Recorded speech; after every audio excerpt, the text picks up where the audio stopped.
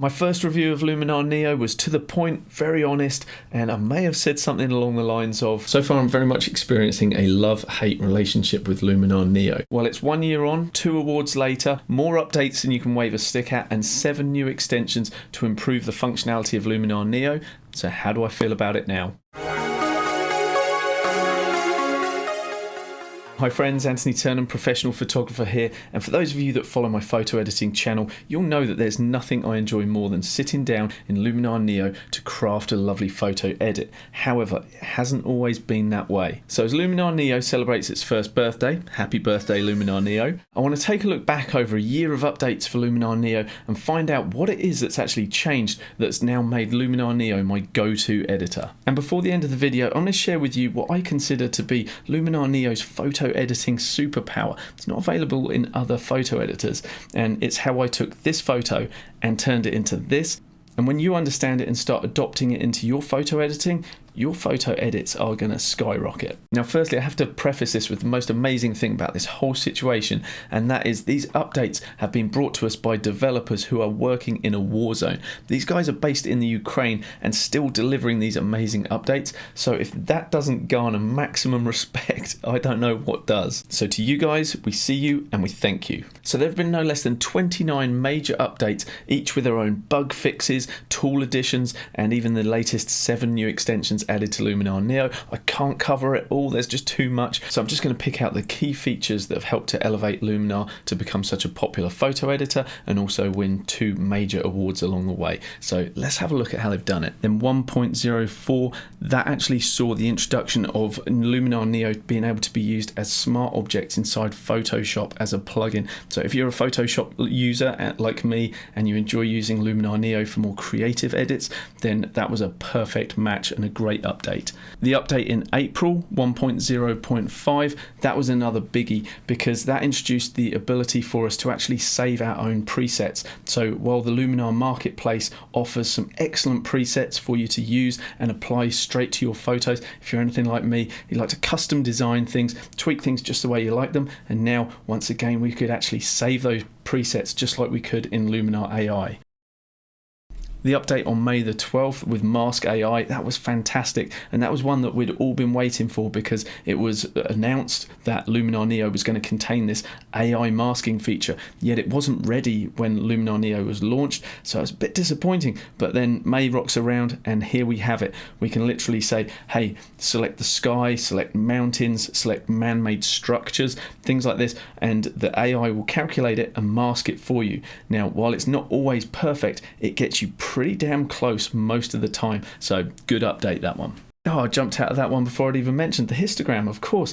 That was a big update because we wanted to see that as photo editors. We don't want to rely on the brightness values in our monitor to judge things. Being able to see when we've blown out our highlights or crushed down our blacks completely, as photo editors, that is really important to us. For me, this was one of those must-have tools that was initially missing that sort of led into that love-hate relationship. I was like, where's my histogram? But thankfully, in spite of their circumstances, the developers were still working really hard and we got it delivered in May. Okay, update 1.07, again, doesn't actually look like much. However, we saw the introduction of us being able to favorite our favorite tools. So we're letting Luminar Neo know, hey, we use these tools on a regular basis, and so it's going to move those up in the user interface for us and make them more accessible. And it's little things like this that have made Luminar Neo's user interface so intuitive, and that's a good little segue to the fact that they actually won a Red Dot Design Award for their user interface. So if you're wondering what the Red Dot Design Award is,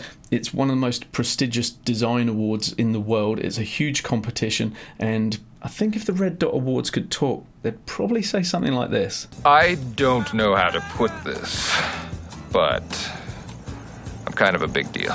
Having now used Luminar Neo for a year, I can absolutely vouch for the fact that the interface is a joy to use. It is very intuitive, and it's for that reason that as a photo educator, I do recommend to people new to photo editing, Luminar Neo is a really great choice, not just because of the power of the photo editor itself, but because of that really intuitive interface. I keep thinking I'm going to whiz through all of these updates, but here's another biggie. 1.1, that saw the introduction of portrait background removal.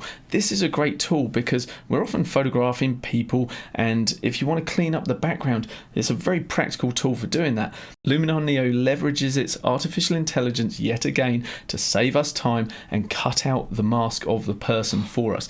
And it does such a great job around like hair, fluffy clothing, all that sort of stuff that is actually a real nightmare to actually mask manually. So again, 𝗨𝘀𝗲𝗄's developers for the win. And later in June we see another update which again adds functionality, in this case duplicating layers for us. So if you've worked with layers inside Luminar Neo before, you will know that that is a very useful thing to be able to do.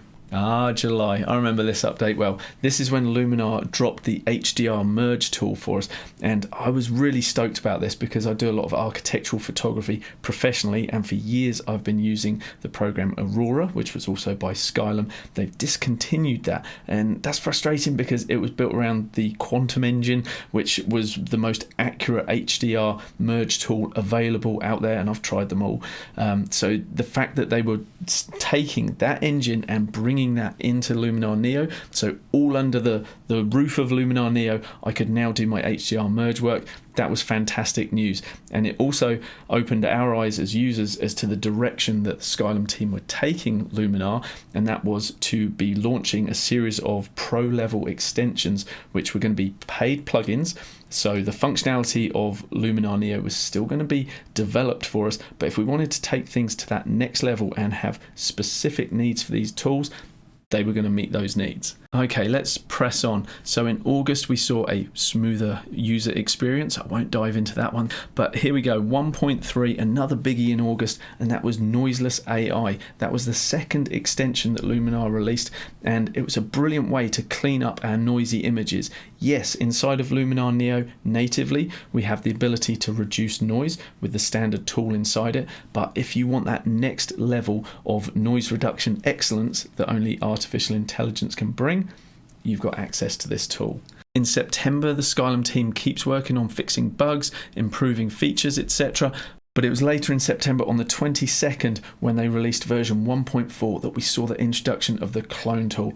And this made me very happy because for me, cloning is something that is absolutely essential. And it was once the clone tool was introduced that I finally considered Luminar Neo a fully functional photo editor that I was happy to promote, happy to use on a daily basis. And I started turning my back on the other photo editors that I had been using. And more, ever since that date, Luminar Neo has become my go-to editor. Now, if up until now you've been someone on the fence about whether or not Luminar Neo would be the right fit as a photo editor for you, 𝗨𝘀𝗲 are currently running a really great promotion in conjunction with their 1-year anniversary that's going to see you save massively on the program, whether or not you want to go for the subscription model or buy it outright. Both are options, and in any case, if that promo has finished, I also have a discount code and a link in the description below that will save you money regardless. So if you're interested, help yourself to that. Now, it's not just me that thinks that highly of Luminar Neo as a photo editor. They also won a 𝗨𝗶𝗄 award, TIPA award for Best Photo Editor in the Enthusiast category. So that again was a really big deal. Let me just read a little bit of what the judges said. They said they were impressed by the feature sets in Luminar Neo and how they help photographers to invest more of their time in the visual creativity rather than struggling with often complicated adjustments.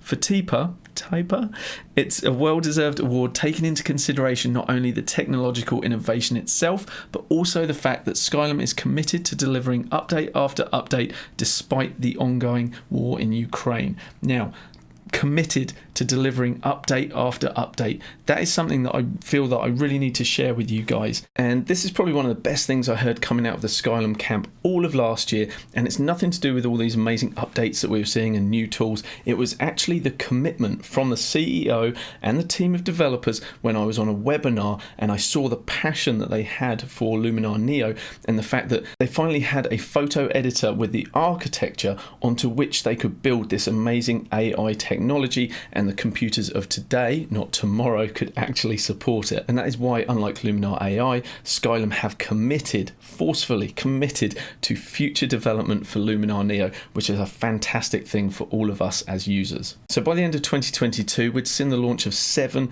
pro-level extensions which extended the functionality of Luminar Neo, and I made a video predicting what these AI-based extensions were going to be. And it was pretty easy to make a call about image quality extensions, things like super sharp AI, noiseless AI, upscale AI, HDR merge, things that are going to improve the quality of our image. But one of the things that I really love about 𝗨𝗀𝗻 is they're always thinking outside of the box about how they can actually expand our creative possibilities. So when they released a tool like Magic Light AI, first of all I thought, that seems a little bit gimmicky, am I really going to use it? And then the more I thought about it, the more I realised it's actually got a lot of practical applications. So for example, if you do automotive photography and you want to put a little pop of light into the headlights, a little flare there, you know, you can use it for that. What about a bride and groom surrounded by fairy lights and you want to accentuate those little twinkling fairy lights? And it's that kind of creative thinking that's got me really excited to see what the 𝗨𝗻 team and developers are going to be bringing out next in 2023 and beyond in Luminar Neo.